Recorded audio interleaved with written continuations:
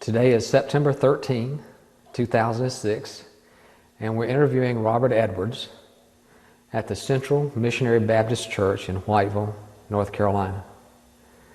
Mr. Edwards is 75 years old, having been born on June 21, 1931.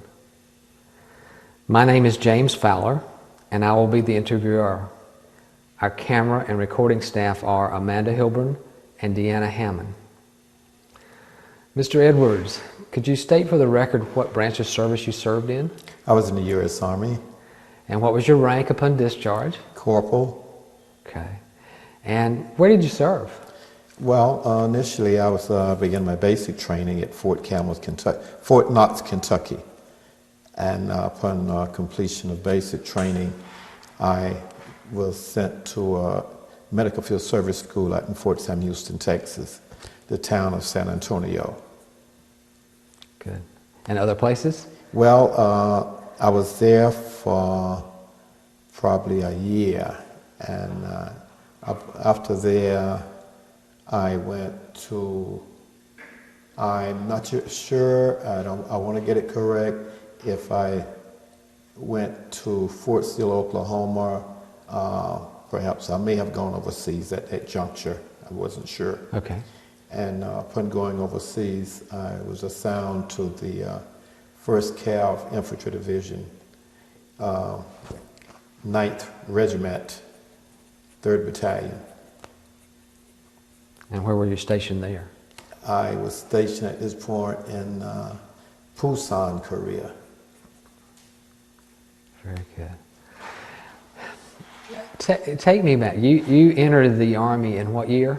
1950. 1950. Initially after completion of coming out of school. Okay. There was 3 or 4 of us, and we, for some reason, college wasn't really on our mind, and we volunteered for the service, and we left Whiteville and had our physical at Fort Bragg, North Carolina. Tell me, and then you went to basic training, I assume? Basic training at Fort Knox, Kentucky. Fort Knox. Yeah. What was it like in basic training? What was your drill instructor like? What was the first day? Well, give me a sense the of first day, it's like you coming into a job, if you would compare it to civilian life. They're taking us to an orientation, and they gave us sort of a rundown as to the area, things, the people, the food, and things of that nature. Okay. And it was a group of us. Right. And upon then, we came back to our barracks. We were living actually, I think, in Quonset huts. Right. Yeah, Quonset huts at that time. And as a matter of fact, it was sort of interesting because my mother had sent my brother my address and sent me his address. He being over there like perhaps probably 9 months, a year prior to me going. When I came back from the orientation, my brother Oscar was lying on my bunk. Really? Yes. That was a good surprise? It was a good surprise, a pleasant surprise, because we hadn't talked, and she felt like that we somehow or another we would find each other, and we did. He found me, more or less. And that was in Kentucky now? No, this was in Korea. Korea, itself. okay. Right. Yeah. Well, in your basic training, do you remember how long it was? Basic training, it was 3 months, 12 weeks. Wow. 12 weeks. Right. And basic training, again, initial training is that they'll take you up to an orientation. Right. As I first stated, like going to Korea for the first time, they take you this, give you a big orientation. And you're with fellows whom nobody knows anybody, right. And you get acquainted, and then the rest is, there was a little bit of classroom, but the most of it was physical training in the field and whatnot. Right. And was that like running and exercise? Yeah, exercise. Well, initially you would, they'd get us up about 5:30, and we would have breakfast at 6 o'clock. Right. And you sort of program to some extent. Few minutes, you finish, you go back, then they take you out and you would form a formation, have a formation. and then they would outline as to what you would do from that point on for the rest of the day. You'd have, basically the first thing you do is you have exercise. Okay. Then you may have a march also. But basic training is, like they say, basic training. And the non-commissioned officers that was in charge, they were very cordial. They were very cordial. And I say, after being in basic training for about 8 weeks, incidentally, it was a 3rd Armored Infantry Division, 3rd Armored Infantry Division, which consisted of tanks and your normal military vehicles, your jeeps, your PC, your carriages, and things of that nature. And after being in training for about 8 weeks, we were, I didn't myself, but some of the friends that I was in service with, the Korean War broke out. And they went over in Korea with about 8 weeks of training. Ooh, that's short. And as a result, there were some fatalities in the Korean War. So they were infantry? Yeah, basically, yeah, we was in it together, yes. What, so did you have, well, I think the current term now is an MOS or a job description? What was your... Yes, I don't remember the numbers of the MOS, but I was basically infantry. Infantry. I was a rifleman. Okay. Yes. And in a platoon, there are 4 squads. And the 4 squads consist of 4 squad leaders. Like, for instance, I don't know if it was 8 in each squad, and the 9th one was a squad leader. But, and that was basically it. As a matter of fact, I think at that time it was all black. The outfit I was in, it was it was all black. The officer himself, he was white, but the first sergeant and the non-commissioned officers, they were black. What was the attitude of that time? That was in the 50s? That was in there. Yeah, 50. I went in. I got out of school. Must have been around May of 1950, and shortly thereof, 2 or 3 weeks, I was in the military. Yeah. Yeah. Were you in when military integrated, or was that you were part of that? Or? Yes. Can you describe how that was, or? Well, what it was, now once we got overseas, now this was in basic training. Basic training. Yeah. Okay. Now once we got overseas, it was sort of a different scenario. Okay. All of us, regardless to where you was from, whatever, it was becoming integrated. So you were all soldiers then? Oh yes. Good. Yes, yeah. Once you got over there, and later what happened was that they figured that the military, the servicemen weren't getting enough training to face an enemy who was very seasoned. So they upgraded the service from 12 weeks to 16 weeks, and they received what they call combat infantry training. Okay. They would pre-train you into going into combat and what to expect after being in combat. Right. And was that stateside, or was that this was in Korea? This was in Korea. Okay. Yeah. So you had to be better trained because fatalities were high. Fortunately, I was not one of the ones that went initially. As I said, they only had about 8 weeks of training. Wow. And they didn't know what to do. It's just like leaving home for the first time, going to a foreign country for the first time, and not knowing what really to expect. And you was learning as you was fighting at the same time, learning as to what was going on. And that's dangerous, isn't it? Very dangerous. Because you don't know what you're doing. Korea, for the most part, is sort of a hilly terrain. Mm-hmm. It's very, very hilly. Okay. And then, like I said, one thing, not knowing the language and getting accustomed to people, and they're getting accustomed to us. Wow. Yeah. You said you were a rifleman. I was a rifleman. What kind of weapon were you using? At that time, they had, it was all M1s. M1, okay. M1. Were you good?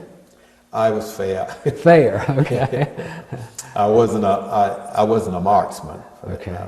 But I made that okay. Good. Okay. So did you see combat in Korea? I did. I Okay. did. Yes. Can you describe what that was like? Well, what happened is they have what they call a regimental reserve. That's in preparation that you would eventually relieve the fellow that was on the line. So you went from regimental reserve to battalion reserve, and then from battalion reserve, you actually got into the fighting itself. Okay. And so you did go to the fighting through the front lines. Yes, And yes. what was that like? Could you see your enemy or? At some juncture, you could, and in military on the battlefields, they have what they call a no man's demilitarized zone.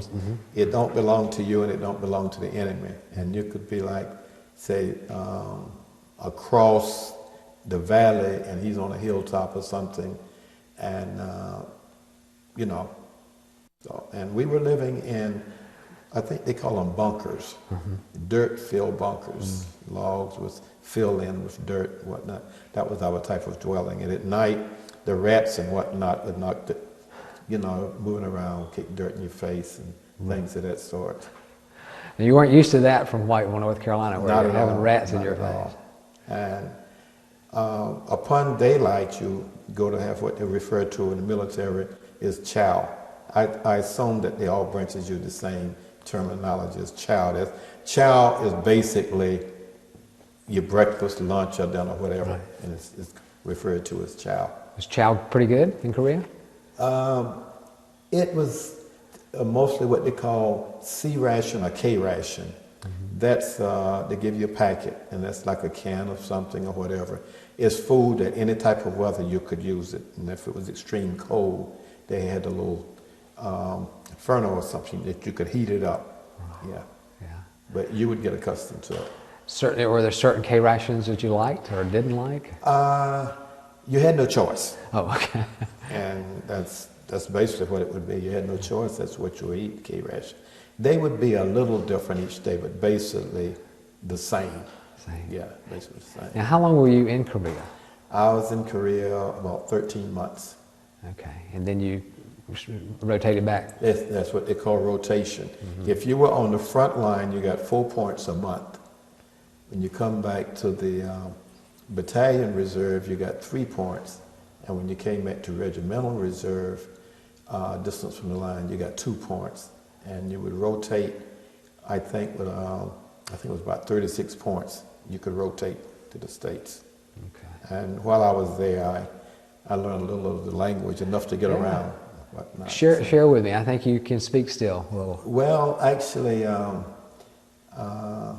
by communication and certain things, they I won't say to our surprise, but they perhaps spoke better English than I was, taking on to their language. Right. And then in Korea, Japan, it's not mama, mother, or father. Everything's in with son. Beginning with the infant. They refer to it as baby son, Bobby son, my name being Robert. Bobby is a nickname for Robert, so Bobby son and whatnot. Yeah. Okay. And that was respectful, a greeting to you, Yes, as right, Bobby right. san or Robert And san. they feel great if you pick up some of their language. I find that. Can you remember any words?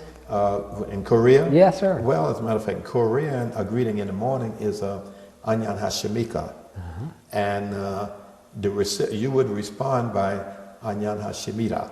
Okay. And what's good about language is that if as closely as you can, the dialect and how they say it, the way they say it, that they are really impressed behind that. Right. So if you can kind of pick up the accents and the dialect, right. and not have a good Southern drawl with it or anything. Right. Good. Did they know much about where you came from? Did they know much about the U.S. or North Carolina? When I was in Korea, I did. No, this not in Korea, but later I came back to the States and I went back to Japan for a tour of duty. Okay. Yeah. So in Japan, what were you doing there? There was basically the same type of different outfit. I failed to mention that initially I was in the 2nd Infantry Division in Korea. 2nd Infantry Division. That was a big black and white patch with an Indian head in the center of it. And when I came to the States and went back to Japan, that's when I became a member of the 1st Cavalry Division. Right. And in Japan, you were still training for war. You just were not fighting. No, Japan, it was just like a tour of duty, foreign duty. Yeah. Okay. Sometimes. So what did you do each day? Train, more or less. And then you had field training, and you'd have orientations within your company area, and things of that nature. Okay. Did you learn any Japanese? Japanese, fortunately, I did pick up a couple of words of Japanese. Can you share them? Yeah, Japanese, the greeting in the morning is Ohayo gozaimasu. That's like good meeting, and they said Ohio to you, because well, and I learned how to travel in Japan. Okay. The station wasn't that far. We had transportation from the base into town, and you go to the train station. I could go up and buy a ticket and ask them in Japanese what time the train leaving and destination and things of that nature. Wow. So your Japanese was pretty good at that time. Fair. And you remember a lot of it still? I do. Yeah. But once you learn something, you don't really forget. And your dialect is good. So you have a natural for language, right? Is that I fair? think so, Yeah. to some extent. Because not everyone can do that. Right. You know, As a matter of fact, I wasn't in China, but we guarded prisoners on an island. And this is like, they didn't send the prisoners back to the country here. They had places in Korea and Japan where they kept the prisoners once they have been captured. Right. And they weren't integrated. The North Korea, see, we were at war with both China and North Korea. Right. Initially, North Korea had invaded South Korea, and China in line, because North Korea became somewhat of a communist state itself. It's all one country. I would say more or less a communist state. Right. So there were Chinese and Korean prisoners. Yes, right. And you kept them separate from each other. They did. There was Chinese in one compound. They referred to the enclosures as compounds, and they lived in large tents, perhaps 25 or 30 in a big tent. Yeah. Do you remember? Do you feel like how were they treated? They was treated good. Yeah. They were treated good. Did they know they were treated good? They knew. Yeah. They knew. Treated good means food, water. Clothing. Well, what you do when you're fighting against the enemy is like their food is different from your food, and their food in the Orient and Asia, Far East, basically was barley and rice, and they would cook it in huge pots, and that basically was their diet. Barley and rice. So the American cooks had to learn how to cook like that, or did they have Korean cooks in general? Chinese cooks. I'm not sure, but I believe that within the compound they had their own cooks. You just gave them the supplies and let them cook. Gave them the supplies and they cook it. And we constantly had to guard them. They were behind 3 enclosures of barbed wire. Okay. And as a matter of fact, at one instant, General was going in to inspect the compound, and they snatched him in. Really? Yeah. Grabbed him. General Dodd. He was in the military. General began out with 1 star. That's a brigadier general. Major general, 2 stars. Lieutenant general, 3, and general is 4 stars. Right. Yes. And he was a brigadier general. So he was a 1-star. Yeah, and they snatched him in. What did he do? What did they all do? Well, he was going, he'd like to say, maybe his officers under him, they were going to inspect the compound. Yeah. And they snatched him in. And they had to make a show of force to get him relief. Wow. By a show of force, like they surrounded the compound, the entrance and whatnot, with tanks and weapons in order to get him out. A big show of force. Big show of force, yes. They didn't hurt him or anything? They didn't hurt him, no. Okay. They were just exercising. Perhaps maybe for some bargaining power. If something they felt like they weren't getting, they felt, well, they got the general, so they used it as a tool. That they want this or want that. Did you make any friends with any of the prisoners? As a matter of fact, I did. Okay. And I don't know if it was in line with my outfit, the company I was in or whatever. I was guarding on the outside, and every morning this Chinese fella, he would come to the enclosure, and he would greet me by saying, "My friend, how are you today?" And we would chat a little bit. And he wanted a newspaper, and every day he said, "Did you bring my newspaper today?" I said, "No, I get it tomorrow." I was reluctant to do that because I didn't know if we should have been, negotiating with him other than good morning or hello to some extent. Yeah. In turn, he gave me a Chinese flag. Really? You still have it? I don't. You don't? I don't know what happened to it. Yeah. Actually, when I say a flag, they would stick themselves with a needle or something, and they would color it red and be on a stick. With their own blood? With their own blood. Wow. Do you know why they did that? What was their reasoning? Just to have that? Just to have that. In other words, like sometime they'd have a mock demonstration on the empire, on the inside of the compound. Right. Yeah. Is that what you think that is like a form of patriotism to them? To them, yeah. yes. And we couldn't deny them of that, as a matter of fact, because you're a prisoner, as they say, according to the Geneva Convention, you still have rights. Exactly. And you can't be, say, treated inhumane because of the fact that you've been captured or they've been captured. You still have to treat them to a certain extent. Now, the American prisoners of war that were kept by the Chinese and the Koreans were not treated as well, were they? Unfortunately, yes. They more or less put them in a hole, a pit, and I think they didn't feed them properly or anything. Did you know anyone that had been a prisoner? No, not offhand. So you didn't have any first-hand account of that? No. Were you at all nervous or worried or scared about guarding these guys? No, not at all. It was comfortable. Did they try to escape?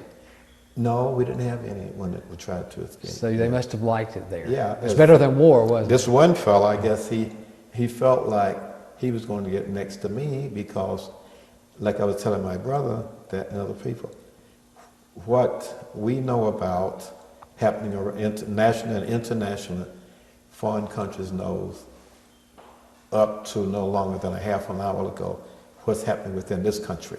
Yeah. And he was telling me psychologically about how the blacks was inferior in the United States. And he said that to you? Yeah. Okay. Yeah, he was saying, you in your country, you're guarding me. But back in the United States, you can't do this and you can't do that. So he was trying to get to you? Psychological, yeah. Did it work? No. No, you're too tough for that. Yeah. He's on the inside and I'm on the That's outside. right. Yeah. You weren't the prisoner, were you? No, by no means, yes. Okay. Yeah. Okay. So how long did you spend in Japan? I was in Japan a little over 3 years. 3 years. So you had 4 years of the military. Well, I went in at 50 and I came back to the States and I was here several years. So my complete military service was around right at 7 years. 7 years. 7 okay. years. And it was that long you chose to, or was it because Yes, of the war? yes, okay. because when I came back from Korea, I could have been discharged, but I re-enlisted. And when you re-enlist, you have an option. You can go back to the war zone, or you could go to Japan.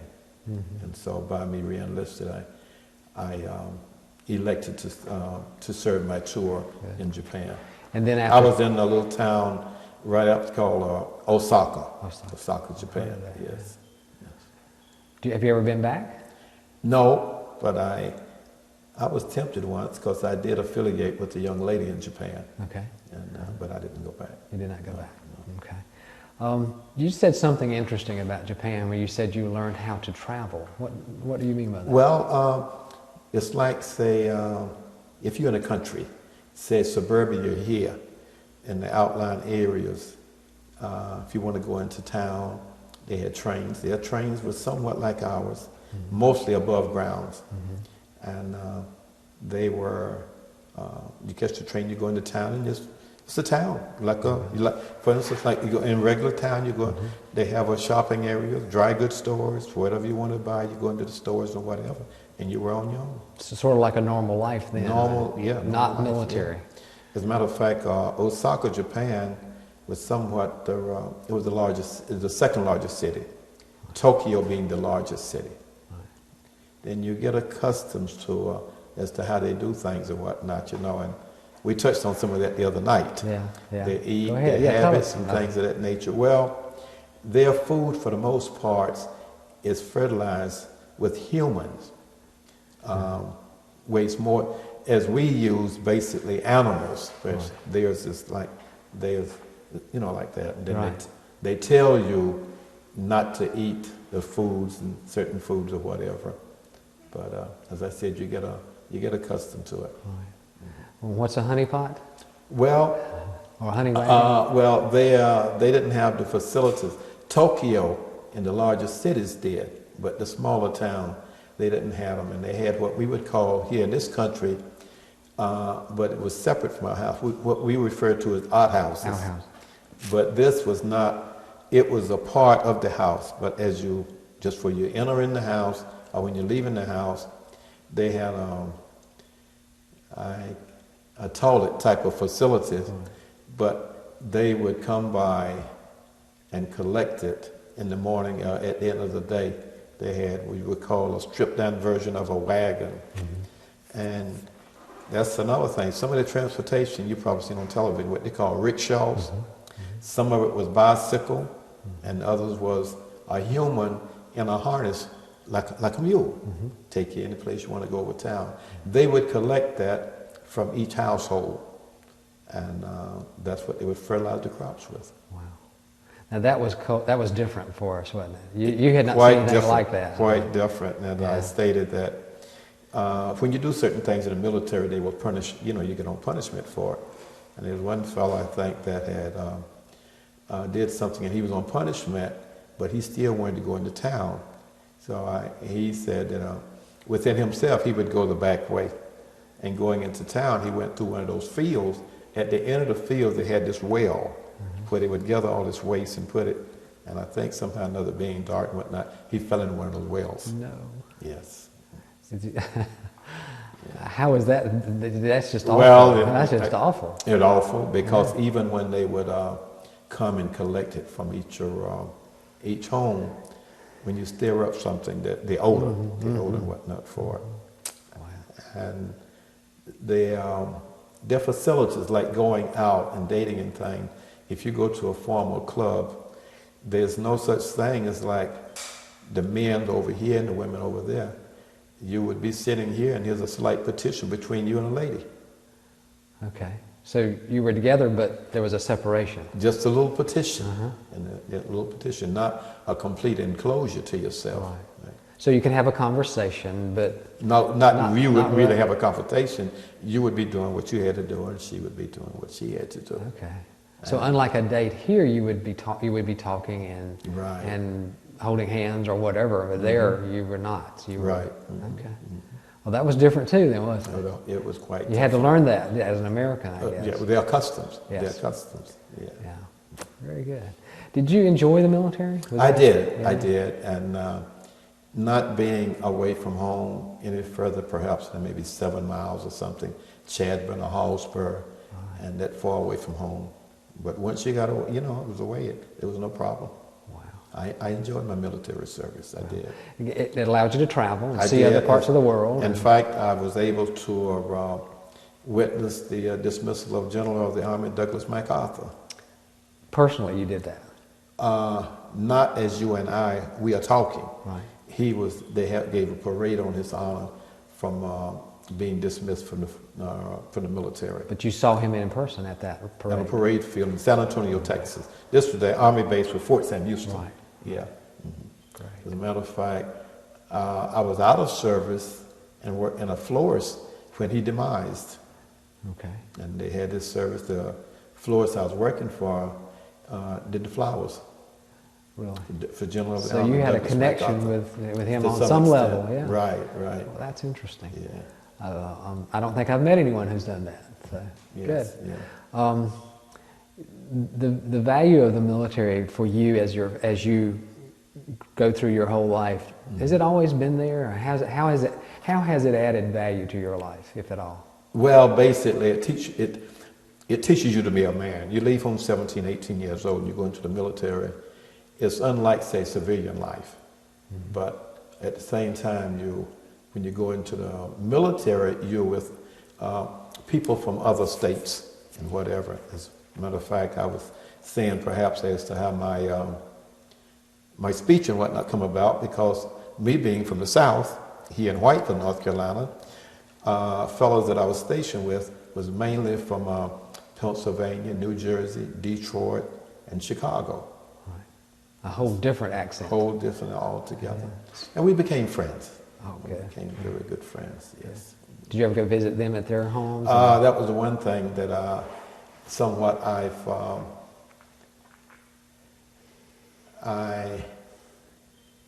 was a part that I lost after getting out of service, that I didn't maintain some of the contact with the fellows that I had served with. After the military, briefly, what did you do? What was your After the your life like? military, I came back and I was seeing a young lady, and we were corresponding here while I was in the military. And when I got back, I migrated to New York. New York. Got married and I stayed there for a while. As a matter of fact, we raised a family Good. and relocated back here to North Carolina. Okay. Your family's here? Or? My family's here, yes. Great. My wife is from Georgia, and we met in New York, Yeah. What is her name? Alberta. Alberta. And I have a son, Robert Jr., and a daughter, Karen. Great. Yes. Proud family. Proud family. Quite proud, quite Good. proud, yes. Did any of them join the military, or No, they haven't. did they ever ask you about your military? A little, yes, we occasionally. And then you've sent snapshots and things of that whatnot back, and you would, at various times, you look at it and you point out whatever. Good. In northern Japan, in the winter time, it snowed. Right. Your training was what they call Arctic training. Yeah. So that was cold and snowy and icy. Yes. Yeah. From about April, May, June, up until about May, there was lots of snow. And in other words, it was like what we would call a blizzard here. Yeah. So being from Whiteville, North Carolina, the snow was Yes, because we'd get flurries, I think, my whole time before I left home. We may have gotten maybe 3 or 4 inches of snow at one time. The others were more or less snow flurries. It was sleet and something like that. in northern Japan. It was a Yes. blizzard and a lot of snow. As a matter of fact, I was in an island where they call Chitose, and it was in what they call northern Honshu. On a clear day with binoculars, you could see into, I think they said Russia, some part of Russia. Wow. You really weren't that far from Russia. That's the northernest most part of Japan. It's called the Honshu Islands. Good. Yeah, you need to go back, don't you?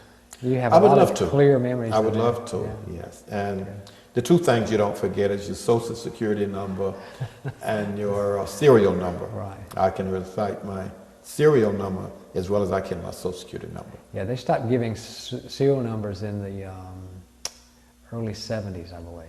Also, In terms of the Air Force. I was in the Air Force, and that's what they did. right. What was your serial number, if I may ask? RA1439948. And the RA was for? Regular Army. Regular Army. As What a was matter it? of fact, when I was in, it was recruit. And then you became a private one, a private two. Yeah. And the pay then was, they get almost, the pay what I was getting then a month, I won't say they get it a day, but it's a vast contrast. Yeah, you were working for peanuts, weren't you? Yeah, peanuts basically, the pay scale. Now, you were not married in the military, No, so I- you were on your own. yes, Yeah, right. and good. Any other things about the military? We did touch on, and I don't want to press this if you don't want to, but we did touch a little bit on combat. You shot at someone, they shot at you? Yes, for the most part, but you don't know as an individual that you could come back after being in combat and says, I killed 5 of the enemy, I killed 10 of the enemy. They were just so far away. Well, it's not. There was some closeness, but you was fine as a group. Okay. All of you were fine. Okay. And as I said, the armament and things then compared to what it is like now, it's more modernized, the service of today and whatnot compared to what it was then. So were you very fearful during war, or was it No, something? I really didn't have any fear of it whatsoever. No. Wonder why? I mean, because that's your Well, life. your program, unlike civilian life, that even the officers, police officers in civilian life, they have to take them off from duty if they have a confrontation and they shoot someone. You were trained basically in basic training. They referred to you as a professional killer. After training, you might go into the medics. You might go to being a cook. You may be a stenographer. You may work for a general or someone. But if they need you, even as a medic, because your first thing was the basic training, it refresh you up to it. Did you get any additional training? No. Yes, okay, so you were always infantry. I was always infantry. Okay. Yes. And after 7 years, you chose to get out. What was your? I decided to get out. I just got out. Did you have a reason, or just? No, the time was up and I just got out. Okay. Is there anything about, excuse me, stateside or? Well, being in the military, I preferred foreign duty. It seemed as though they was a little more rigid here in the States than they were in foreign theaters. A little more rigid about it. So you had more freedom to travel. Right, but what it is like, as they call basically I think the Marines, they refer to them as drill sergeants. We just had sergeants, and no matter how large you were or small, they sort of talked down to you. This was a part of being disciplined. As they say, you just take orders. They give orders, and you take orders, and you carry out the orders. And you don't question the orders. You don't question it. Right. You don't question it. And part of that is because in combat, it's life or death, and you just need to react. It is. Yeah. So you were trained well, you think? I was. Yes. Yeah. Yes. Good. You think you could take an M1 and take it apart and put it together again? No. No. No. It's been some time. It's been some time. Yes. Well, Mr. Edwards, is there anything we're missing that you want to share with us or talk about? No, except that I think it's a good opportunity for both young men and young women. If you don't have a desire that you want to become a doctor, lawyer, whatever, upon getting out of high school and going to college and on to a university, the military, as a matter of fact, if you want to pursue an education of career, the military, the government will pay for it while you're in service. Yeah, they will pay for you. So there's some advantages. There is a plus and advantages to it. Did you get any VA benefits, any GI Bill during your time? Or? I was entitled to it because at the time I went in, service. Right. Did you use any of them? For education? I used the VA, not education-wise, but I secured a home, a VA loan. Home loan, yeah. Yeah, exactly. home loan. Okay. Yes. Would you consider, right now in today's world, are you fairly patriotic, or what is your view on patriotism right now? Well, I'm not as patriotism as I feel like I should be. Okay. And but I'm for what is right in this country being defended. Yeah. Okay. Are you? Do you participate in any veterans ceremonies or anything, or is it? Not really. Okay. No. Very good. I do fly a flag on certain days. Yeah. At your house? Yes. On what days do you fly the flag? What is it called? It's Election Day and also Veterans Day. Veterans Day. Yeah, maybe. And that again is a show of your how much you appreciate it and patriotism. Right. Very good. Well, I very much appreciate you letting me interview you. It's been a pleasure. I haven't talked to anyone from Korea yet, so you're my first. Right. And it's interesting here, and I'm really impressed with your dialect. You probably could have been a foreign language teacher in college somewhere. Thank you. You're very kind. Well, you're very kind. Very true. You're very kind. And should you ever want to continue to talk about this, we can set up another date at some point. Thank you. Okay. Thank you very much. You're quite welcome. Okay. Surely.